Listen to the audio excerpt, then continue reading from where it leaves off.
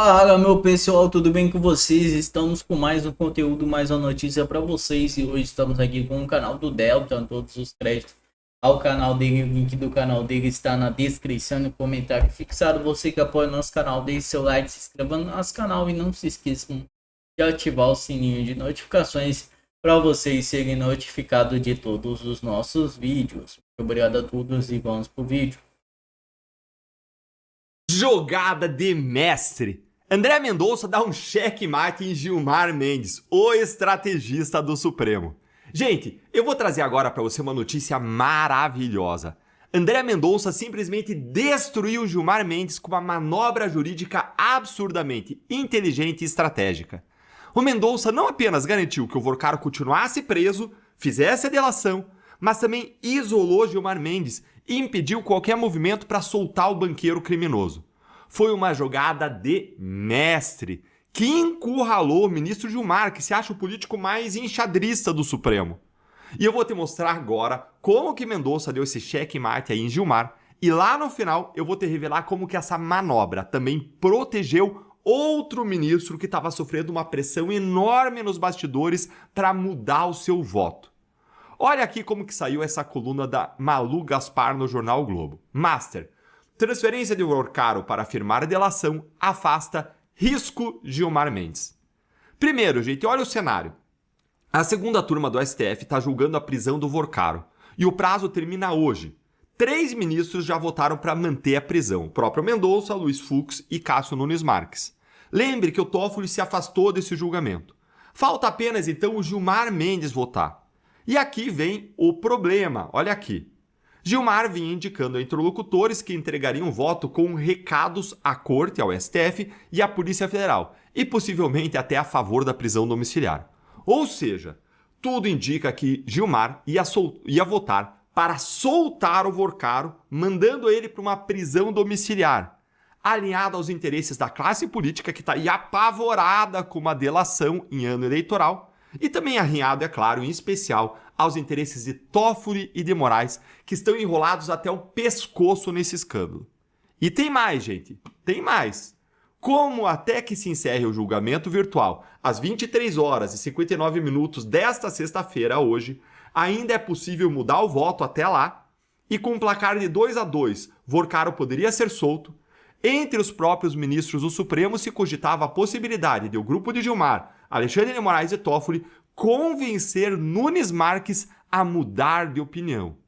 Vocês entenderam a gravidade disso? Gilmar, Moraes e Toffoli estavam articulando nos bastidores para convencer o Nunes Marques a mudar o seu voto. Se conseguissem, o placar ficaria 2-2, ficaria Alexandre de Moraes, ficaria o próprio André Mendonça junto com o Fux e do outro lado Gilmar e Nunes Marques. E ficando 2-2, o Vorcaro seria solto. Olha aqui comigo. Nunes Marques, ao longo dos últimos dias, sofreu pressão dos bastidores para mudar o voto. Então a gente tem o seguinte, o Gilmar Mendes preparando o voto para soltar, o trio Gilmar, Moraes e Toffoli pressionando Nunes Marques e o prazo até 23 horas e 59 minutos dessa sexta-feira para mudarem tudo. E aí o que o André Mendonça fez? Uma jogada genial. Ele transferiu o Vorcaro da penitenciária para uma sala da Polícia Federal antes mesmo da conclusão do julgamento. E olha aqui os efeitos dessa manobra segundo o Globo. A medida também serve para esvaziar os efeitos de um possível voto divergente do decano da Corte, Gilmar Mendes, e reduzir a pressão nos bastidores para que Nunes Marques mudasse o entendimento nesse caso. Ou seja, Mendonça esvaziou o voto do Gilmar, protegeu Nunes Marques da pressão. Como? Gerando aqui um fato consumado. Ao transferir Vorcaro da penitenciária, que tem condições mais severas, para a Polícia Federal, que tem condições mais parecidas com a de uma prisão domiciliar, o Mendonça esvaziou o argumento de que não tinha motivos para manter o ex-banqueiro em uma penitenciária. E mais, ele sinalizou que a delação já está em curso, está começando, foi dar a largada, eu mostrei no último vídeo para vocês, dificultando agora qualquer reviravolta. Mendonça usou suas prerrogativas como relator para criar condições fáticas que tornam inviável reverter a decisão de prisão do Vorcaro. É perfeitamente legal e é brilhantemente executado. E aqui tá a ironia. O Gilmar Mendes, que se vende como grande estrategista político do STF, o dono daquilo que ele chama de Pátio dos Milagres, que é a sua antessala, o mestre do xadrez jurídico, ele foi completamente superado por André Mendonça. Gilmar preparou seu voto aí com recados, mas esses recados vão cair no vazio. Ele articulou nos bastidores, mas sua articulação foi superada. Mobilizou Moraes e Toffoli, pressionou Nunes Marques e no final, Mendonça simplesmente anulou toda a estratégia com uma decisão certeira. Parabéns, ministro André Mendonça, o senhor mostrou que integridade, coragem e inteligência vencem maquinações políticas. E olha, vocês não me veem aqui me alinhando a ninguém no grande espectro político de modo assim decisivo. Eu acredito em Deus e eu sei que as pessoas são falíveis. Dificilmente eu aposto todas as minhas fichas em uma pessoa. Mas André Mendonça, eu estou disposto a apostar as minhas fichas. Não por decisões, não por manifestações superficiais, mas porque eu acredito no coração dele e na integridade. Eu postei aqui alguns dias atrás um vídeo dele, de uma pregação que ele fez lá na igreja do Carlito Paes, a igreja da cidade de São José dos Campos. E essa pregação mostra a trajetória dele. E me convence, junto com as ações dele, junto com aquilo que eu vi na Lava Jato, ele atuou na Lava Jato, me convence de onde está o coração dele. Eu vejo nele um coração autêntico, temente a Deus, disposto a mais servir e pagar o preço de fazer o certo. Então, em André Mendonça eu tenho apostado as minhas fichas. Eu confio nele e acredito que ele vai fazer um trabalho aí que vai marcar a história como alguém firme, correto e íntegro. E agora, vamos orar e torcer para dar certo e trabalhar dentro dos limites das nossas forças para pressionar para que essa investigação possa ir até o fim. Mas por que pressionar se o cara é certo, Deltan? Se você acredita no cara? Gente, a Lava Jato ela só foi à frente porque a sociedade pressionou.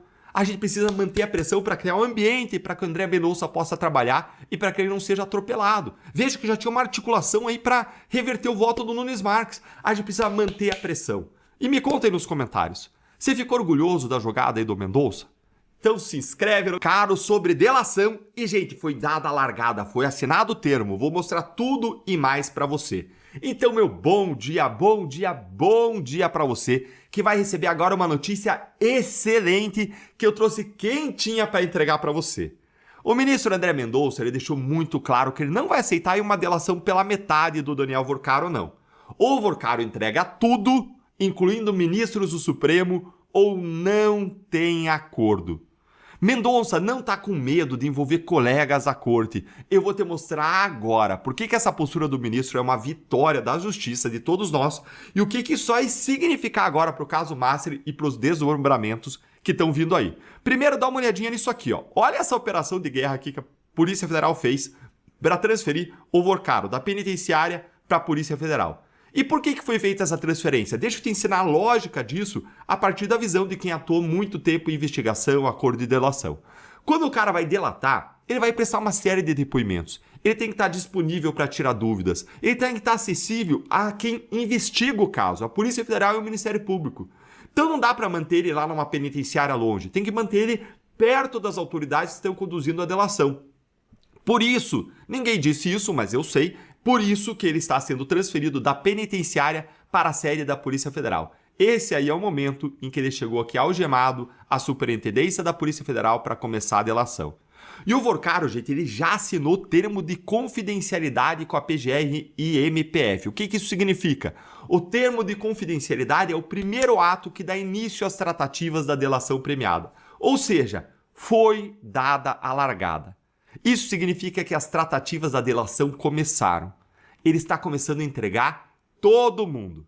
E agora vem a notícia excelente que foi revelada pela CNN que eu prometi para vocês. Mendonça não aceitará a delação de Vorcaro pela metade. Que alívio. Gente, olha, eu respiro aliviado. E olha o que as pessoas próximas do ministro aqui disseram, ó. O ministro não concordaria com o acordo que preserve outros membros da corte. Ou seja, se Vorcaro cometeu crimes com Moraes, tem que entregar Moraes. Se cometeu crimes com Toffoli, tem que entregar Toffoli. Não tem essa de vou entregar políticos, mas poupar os ministros do Supremo. Ou é delação completa ou não é nada. Até porque se não vier uma delação envolvendo os ministros, a justiça vai pagar um preço moral. O ministro André Mendonça vai pagar um preço moral. Na época das nossas relações, se existiam evidências de que existia conduta criminosa com uma pessoa e o colaborador queria poupar, a gente não fazia o acordo. E olha aqui a análise do jornalista Daniel Hittner sobre as pessoas próximas ao Mendonça, o que elas falaram. Ele não quer olhar para a própria biografia em 2050, quando estiver saindo do Supremo, e ter nas costas a preservação de colegas.